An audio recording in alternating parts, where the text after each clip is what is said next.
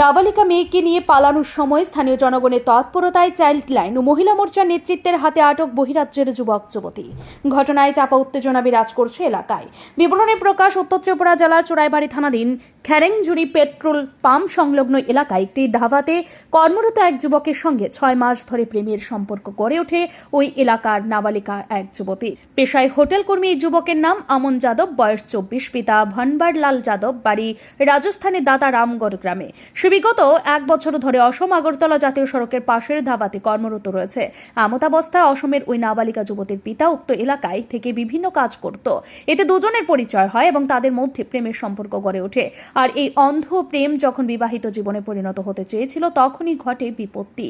মঙ্গলবার সন্ধ্যায় যুবতীকে নিয়ে বহিরাজ্যের উদ্দেশ্যে চম্পট দিতে চেয়েছিল যুবক। তখন স্থানীয় জনগণ বিষয়টি আঁচ করেন এবং সঙ্গে সঙ্গে গ্রামের উপপ্রধান ও ধর্মনগর মহিলা মোর্চার নেতৃত্বের খবর দেওয়া হয়। তারা রাজ্যের মহিলা কমিশনের চেয়ারপারসন ও চাইল্ড লাইনের খবর দেন এবং সঙ্গে সঙ্গে 2 কমিশনের নেতৃত্বরা রূপালী অধিকারী ও আরতি নাথ ঘটনাস্থলে ছুটে যান। এদিকে খবর পেয়ে ঘটনাস্থলে ছুটে যায় চোরাইবাড়ি থানার পুলিশও। একটা খবর যায় যে এই খেরেংজুড়ি পেট্রোল পাম্প এলাকাতে আমাদের যুব ভাইয়েরা এবং একজন মহিলা দিদি, এখানে লোকাল দিদি, উনি সন্দেহমূলকভাবে একটা মাইনর মেয়ে এবং একটা ছেলে, অ্যাডাল্ট ছেলে 24 ইয়ার্স এজ, গাড়িতে ওঠার সময় আটকানো হয়েছে ওদের সন্দেহ জাগে এবং গতকালকে থেকে ওরা এই বিষয়টার উপর নজরদারি করছে। তো দেখা গেছে কি এটা চাইল্ড ম্যারেজ টাইপ ব্যাপার কিছু। মেয়েটা লোকাল এখানে মাত্র মাধ্যমিক পরীক্ষা দিয়েছে এবং ছেলেটা এইখানে কর্মসূত্রে এখানেই থাকে।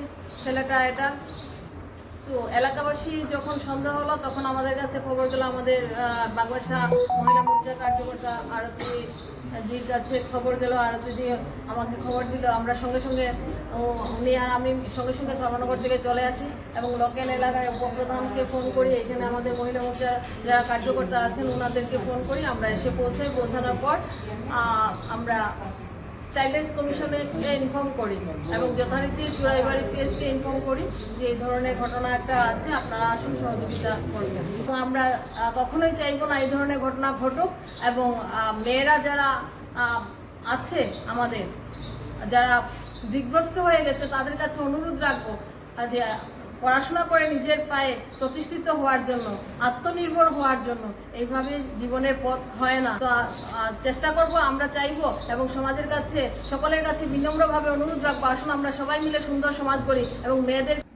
পুলিশ বিবাহের সামগ্রী উদ্ধার করে ছেলেটিকে থানায় নিয়ে যায়। অপরদিকে নাবালিকা মেয়েকে চাইল্ড লাইনের হাতে সামজে দেওয়া হয়। এভাবে স্থানীয় জনগণের তৎপরতায় বিভিন্ন কমিশনের আধিকারিকদের উপস্থিতিতে একটি নাবালিকা ভিয়ে বেচতে দেওয়া হয়। পুলিশ উক্ত যুবকের বিরুদ্ধে একটি মামলা দায়ের করবে বলে জানিয়েছে। ব্যুরো রিপোর্ট, ঋদ্ধি নেটওয়ার্ক।